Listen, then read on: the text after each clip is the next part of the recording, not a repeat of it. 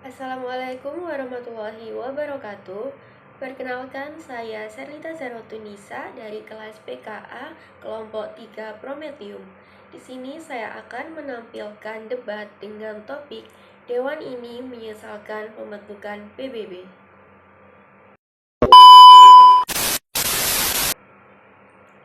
Dalam era globalisasi ini, banyak isu yang memerlukan perhatian kita, dan salah satunya adalah peran Perserikatan Bangsa-Bangsa atau biasa disebut PBB. Hadirin yang terhormat, mosi kita hari ini adalah Dewan ini menyesalkan pembentukan PBB. Sebuah pernyataan yang pasti akan memicu banyak pemikiran dan diskusi, dan memiliki kesempatan bagi kita semua untuk menggali lebih dalam tentang peran dan efektivitas PBB di dunia saat ini. Debat ini akan dibagi menjadi dua tim. Tim pertama yaitu Prime Minister yang akan mendukung mosi ini, dan tim kedua yaitu Opposition Leader yang akan menolak mosi ini. Setiap tim akan diberi kesempatan untuk menyampaikan argumen masing-masing dalam waktu 3 menit 30 detik.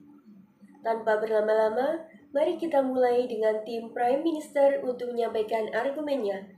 Kepada Prime Minister, saya persilahkan, waktu dimulai dari sekarang.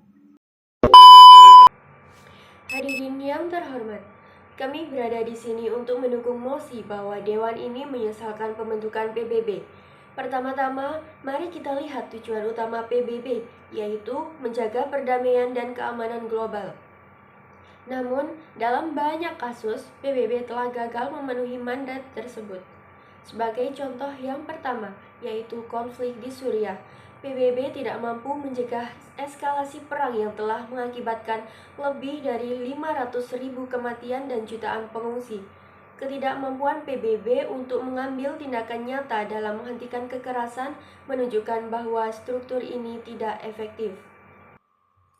Kemudian, intervensi militer di Libya pada tahun 2011, meskipun awalnya dimaksudkan untuk melindungi warga sipil dan kekerasan, intervensi ini justru mengarah pada ketidakstabilan berkepanjangan di negara tersebut. Setelah intervensi, Libya terperosok dalam kekacauan politik dengan berbagai kelompok bersenjata berjuang untuk kekuasaan.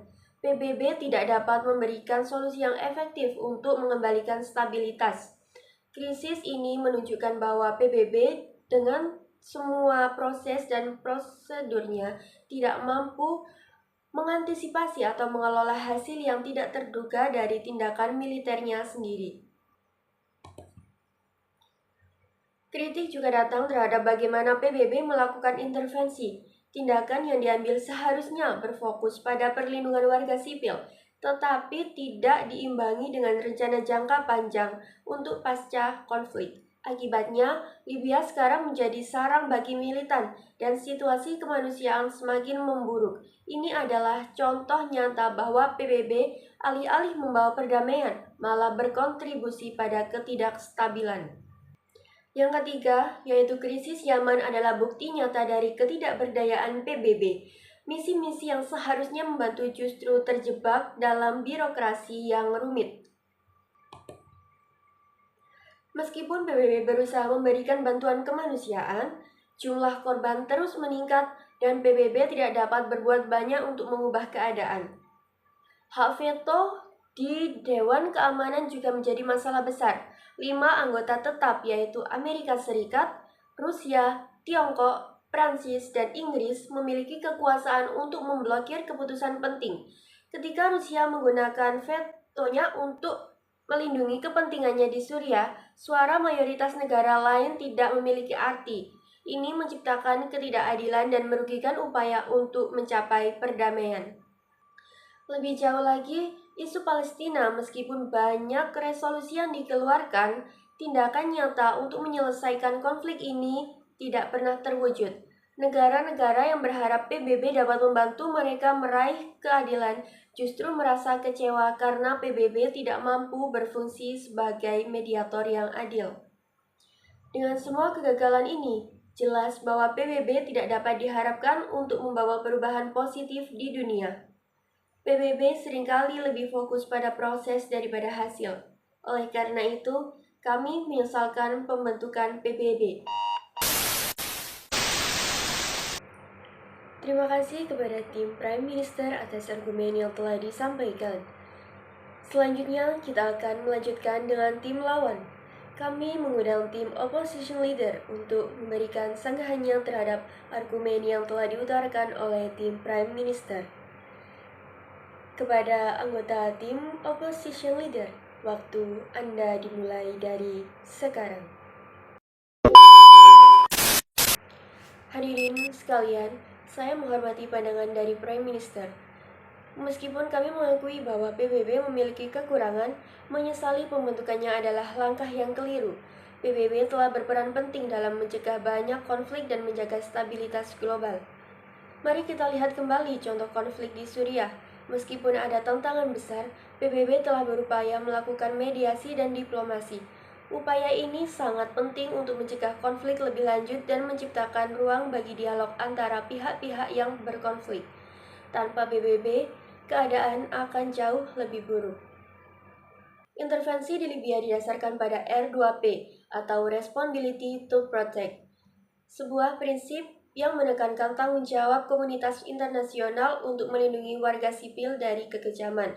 Meskipun hasil pasca intervensi tidak ideal, kita tidak bisa mengabaikan konteks di mana intervensi dilakukan. Tanpa PBB, tindakan untuk menghentikan kekerasan terhadap warga sipil mungkin tidak pernah terjadi. PBB telah berusaha untuk memperbaiki situasi di Libya dengan menggalang dukungan internasional untuk proses perdamaian dan rekonsiliasi.